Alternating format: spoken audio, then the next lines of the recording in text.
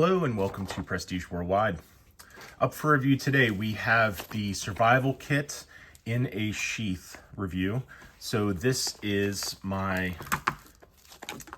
Scrapyard Knife Company Trash 2. This has the SR101 steel, which is no longer available by Busse, or at least no longer available in their main runs of steel, partly because it takes a lot of time for the heat treatment and they have limited crucible space at their shop. So it's just quicker and easier for them to make different types of steel now.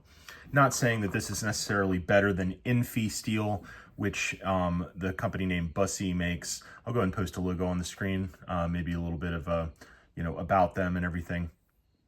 So as you can tell, this type of steel does have some corrosion issues. It can corrode, so it is very, very tough. It's very strong, so it has a good working edge. I actually took quite a while to put this edge on back when I used to have an Edge Pro Apex, and I went on basically, like, if you can tell from the light, there's like 5 different planes that I sharpened on. So we've got like a 20 degree, 18 degree, 17 degree, something like that. And it's got a really good working edge for just what you would typically use it for. Now, if you need to cut small pieces of paper out in the wilderness, might not be the best knife. Well, let's see. I guess I think it has little micro serrations on the edge. So it definitely has a working edge, good for any type of rugged outdoorsman task, including, woods working and, firewood, stuff like that. So it's got a big finger choil, which I like. It has a high saber ground. I have a compass and thermometer on here. It says it is 85 degrees. It's probably about accurate. It has a Resiprin C handle. As I mentioned, SR101 steel. The thickness is 6mm or 0.23 inches. So it's almost a 1/4 inch thick. And the choil just feels nice. Blade length, well, total blade length is about 7.5. Cutting edge is about 6 1/4, give or take. Let's see what this thing weighs. Weighs about 14 ounces. So it's fairly light for the size of the knife, and one of the reasons for that is the Resiprin C handle. Now, in the Spec Ops sheath, this is Spec Ops brand sheath. This is one of their premium sheaths. I do like how it has a plastic liner so you don't cut through the canvas. It has a cargo pocket in here where I have a Victorinox Swiss Army knife. Okay, this is the Victorinox Swiss Army knife Outrider is the name of it.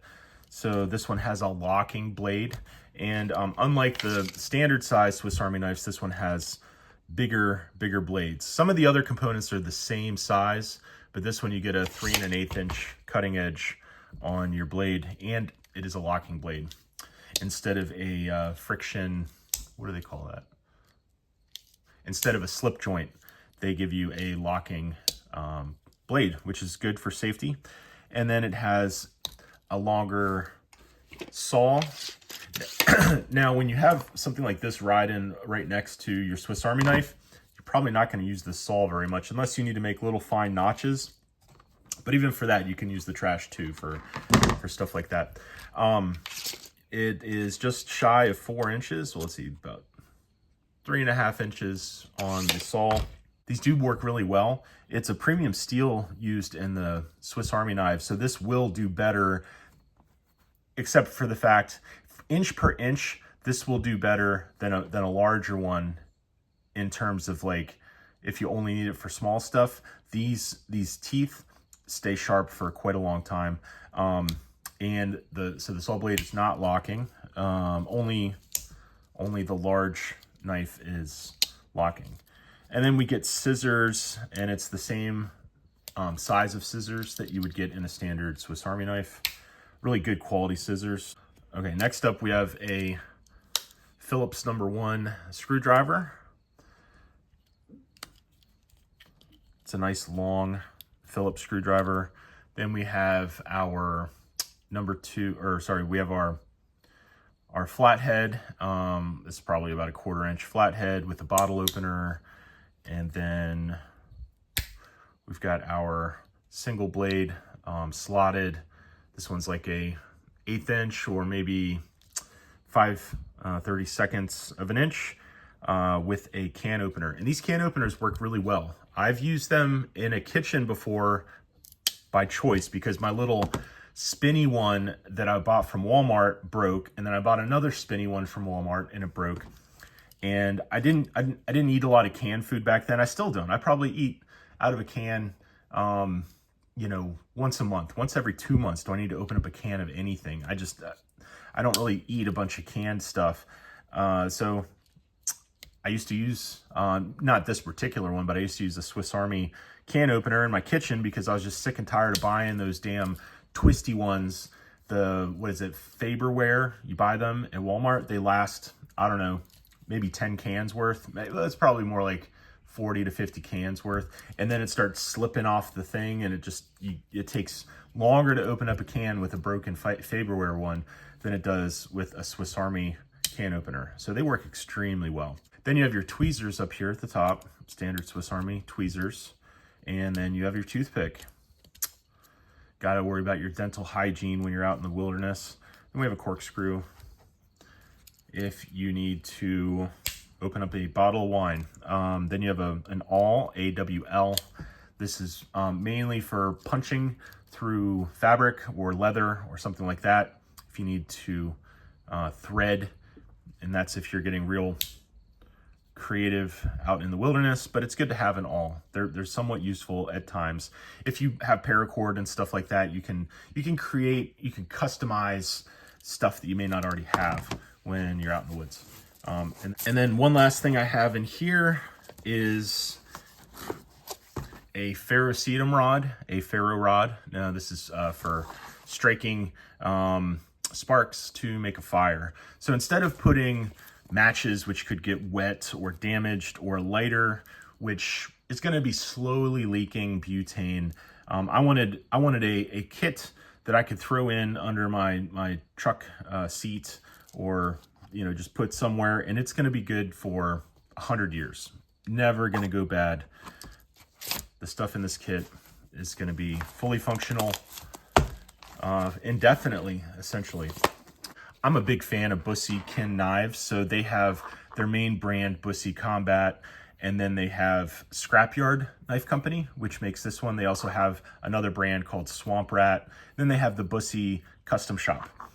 And I own quite a few Busse Kin knives. I'm gonna start reviewing them because I do think they're interesting.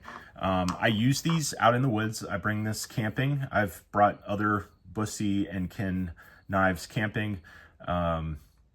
A lot of them have good wear on them. I use them to chop up wood and to just, kind of have fun out in the wilderness. Not really out there surviving, so to speak.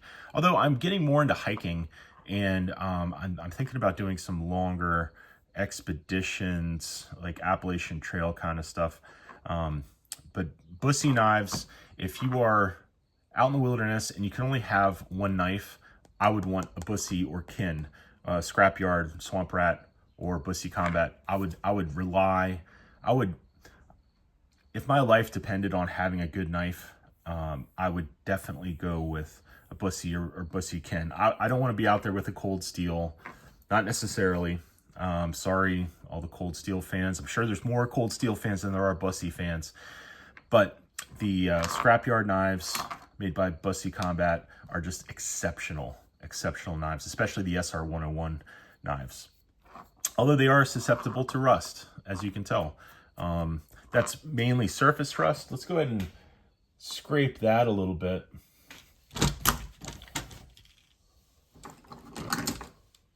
Let's go ahead and give this a little scrape. Let's see how deep this is. So it's not like the knife is, rusting away to nothing. This is mainly surface rust. It's essentially from condensation.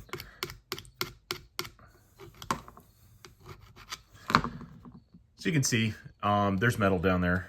It's literally just at the surface. Yeah, I should probably coat this thing with oil. I tell you what, I got some WD-40. Got it from Harbor Freight the other day. Let's go ahead and spray this thing down real quick.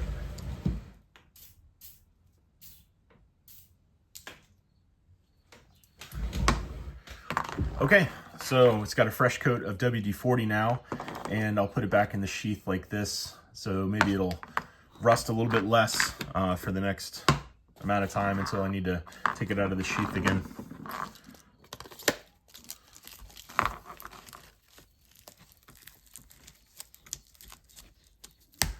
All right, well, thanks for watching my survival kit in a sheath review. I'll see you on the next one. Bye-bye.